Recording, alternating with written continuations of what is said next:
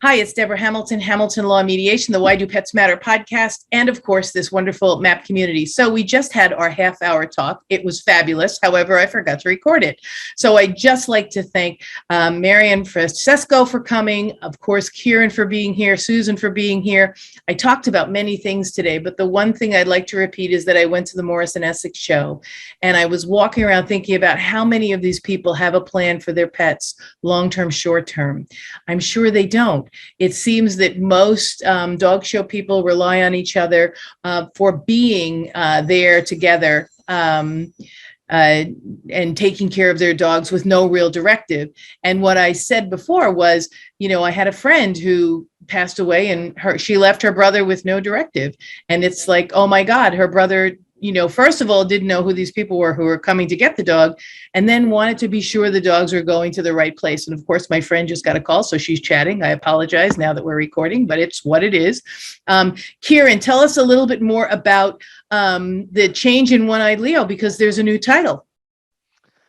Well, yeah, very simply, we're changing a few things just for the digital world. So the book will focus on the conversation.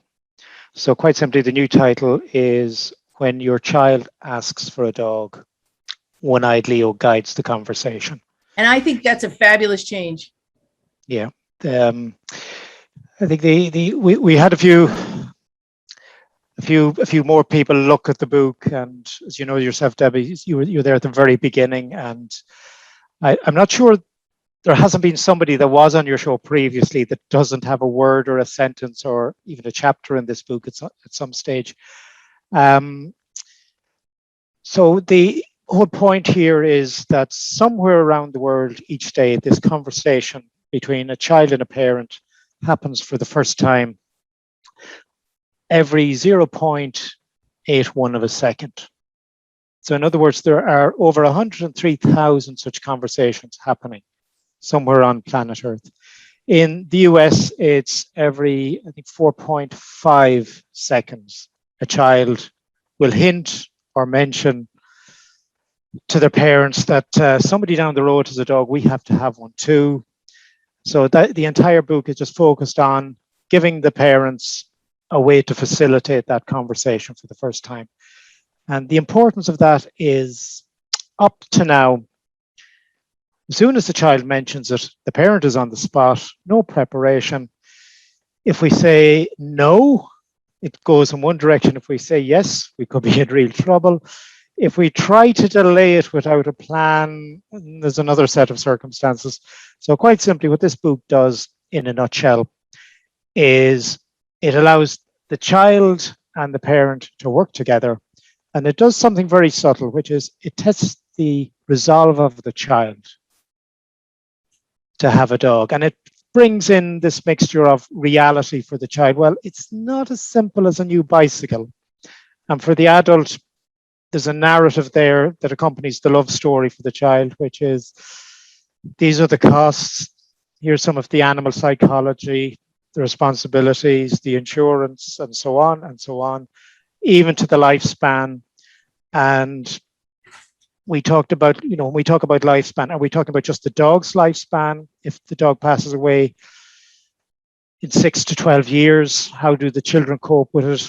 Or even something more serious, should one of the parents pass away in that time? Is the child capable of looking after the dog? What are the steps? And what are the circumstances they find themselves in? They might have to leave their home. They might have to find accommodation that doesn't allow dogs. So these are the kind of things that the MAAP plan absolutely works for. And the questions that, the One-Eyed Leo book asks up front, think about these things. These are important things. You need to make a plan. You need to appoint caregivers in the event you can't care for your pet any longer. You need to address the needs of the pet. That's huge. And you need to publish it with all the caregivers, because it is so important for everyone to know who's on deck to help. And that was the one thing that really struck me today, and struck me with my friend Jan, is that nobody knew who was there to help. And you really need to tell people, especially if your family is the one that is going to be brought in, who aren't dog people, especially brought in to navigate your, final wishes with no direction. These dogs and cats and birds and horses really are waiting patiently for you to make that plan so that they don't flounder, that they know where they're going, that they know who's coming. We spoke before when I didn't record, and I apologize, about the fact that most rescues and most breeders want you to return the dogs. If they don't, they're not really good rescues or breeders. They want you to return the dog because they want you to know that there is always a safety net for your dog.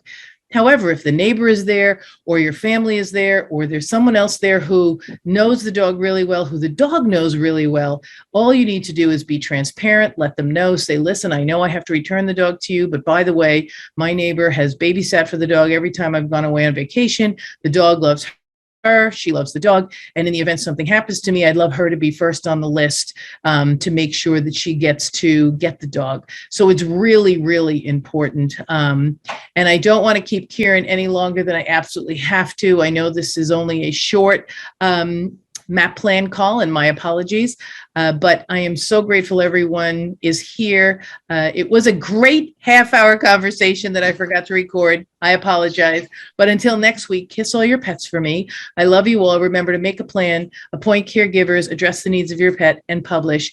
Try to find One-Eyed Leo. It's all over the place on my website, so you can find it. And until next week, kiss your dog. This is Deborah Hamilton, Hamilton Law and Mediation, the Why Do Pets Matter podcast, and of course, this wonderful community. Thank you for being here, Kieran. And until next week, I'll see you.